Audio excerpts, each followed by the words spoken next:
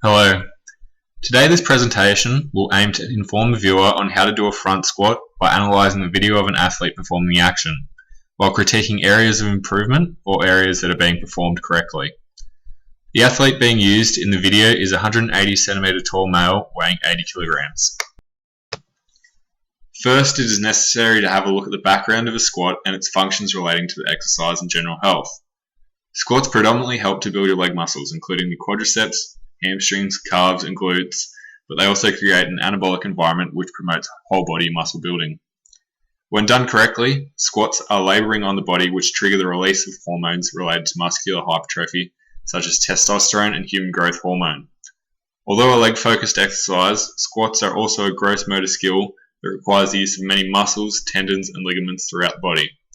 The core plays a key part mainly in the stability through keeping the body aligned and upright during both the concentric and eccentric phases of the squat movement.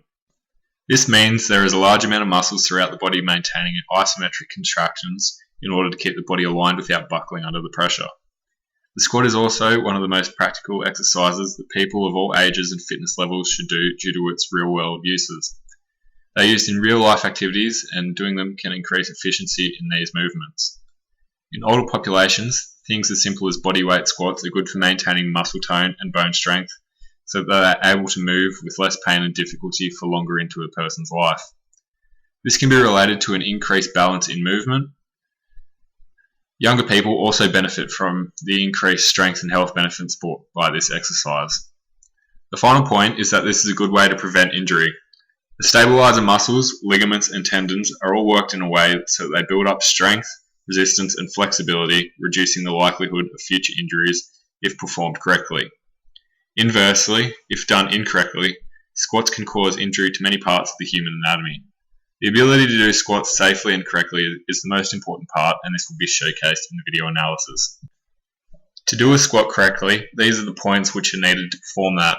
Firstly, stand with your feet a little wider than shoulder width, roughly about 30 degrees. Have your hips over knees and your knees over your ankles. Keep your shoulder blades together to keep a good neutral spine position and reduce the likelihood of injury, especially lower back in this movement. Work from your hips by bringing them backwards until your knees also bend, continuing to move your hips and trunk also.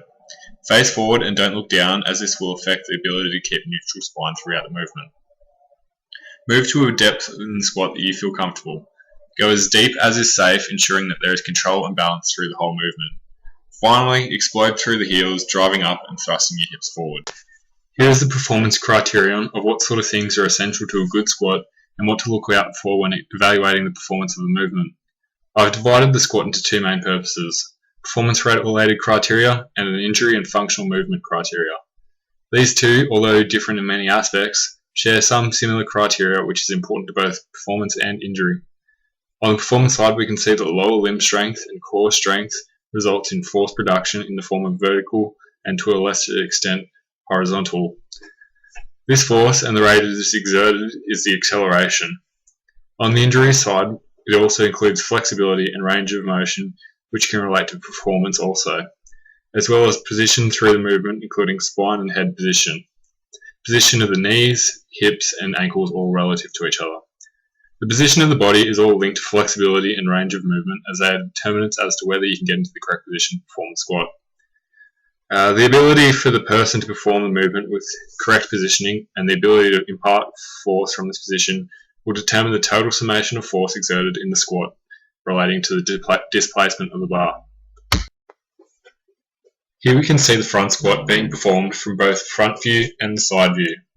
Some things which are useful to analyse are the centre of mass, bar path, bar angle, squat depth, alignment in the body parts in the angles, and technical areas in which are obvious from the video. The first thing that became obvious to me as a viewer was that in the original upright starting position, he already had the bar on an angle of 87 degrees, making it uneven and not parallel to the floor.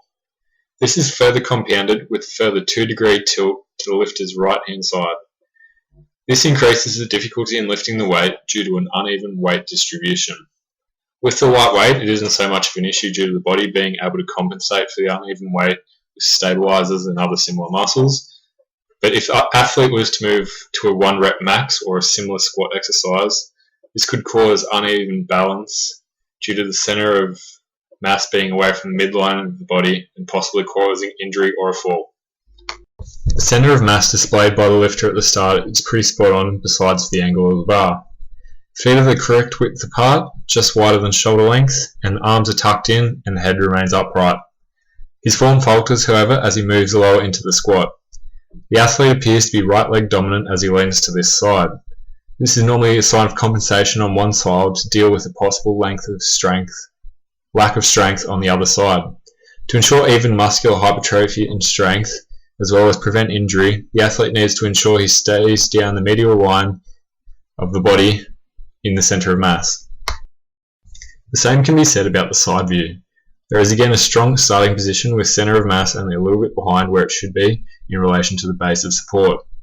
Again, he deviates slightly of this desired uniform path, swaying slightly forward and back before returning to a stable position at the top. The bar path is good from the front view, showing no signs of lateral movements from the body. There is a uniform up and down path followed by the bar. The side path shows a different story, which is why it's important to observe an athlete from many angles when making a biomechanical intervention. The front and backward sway makes the bar take a circular route from top to bottom and back up again. This is due to the core not being locked and keeping the body parts in their right positions.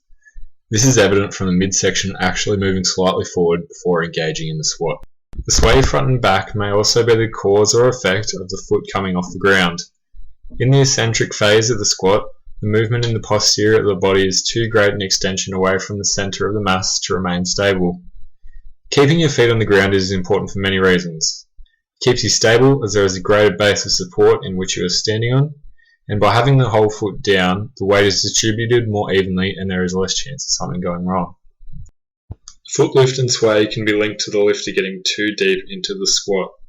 Although deep squats do have their purposes and uses as opposed to a normal squat, they are more risky to perform as well. It is a movement that exposes weakness in a person's technique as more effort and force is required to get through both the concentric and eccentric phases. Before going this low, an athlete needs to ensure that technique is right and only go to about 90 degrees or higher. This way, they can focus on important positioning of the head, spine, hip, knee, and ankle, all in relation to each other in each phase of the squat. The instability in the hips becomes clear in this movement, mainly after going past 90 degrees, and should be monitored in future and actioned on. The positioning at the bottom of the squat is a little to one side due to the presumed leg dominance on the right hand side. The knee over ankle alignment is good until the dip of the line of the hips goes below the line of the knee. We can see him pushing out his right knee a bit further to compensate for the lean and prevent himself from falling over. With this, you can also see the hips following the same way as the knee and pushing out to the side. There were many key points in the video in where the athlete can improve in a biomechanical sense.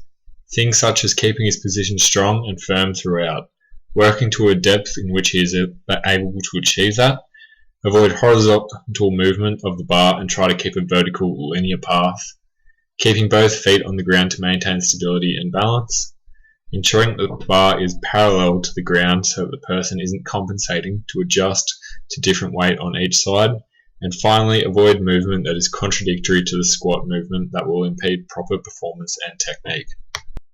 Finishing with interventions, I have listed 5 main ways in which this athlete can improve the biomechanical technique of his front squat. Firstly, use an aid such as a chair or a box and place it behind the athlete.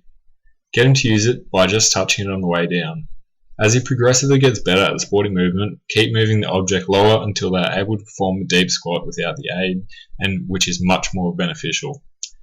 Secondly, by increasing his core strength, the lifter will be able to keep the spine neutral throughout the movement, avoid sway in the hips, reduce the likelihood of squatting injuries, and also be able to lift more.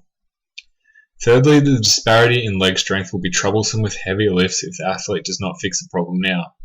While single leg exercises work well and have their own benefits, being able to do a whole body movement such as a squat with equal muscle force and production in both the lower limbs is better for performance.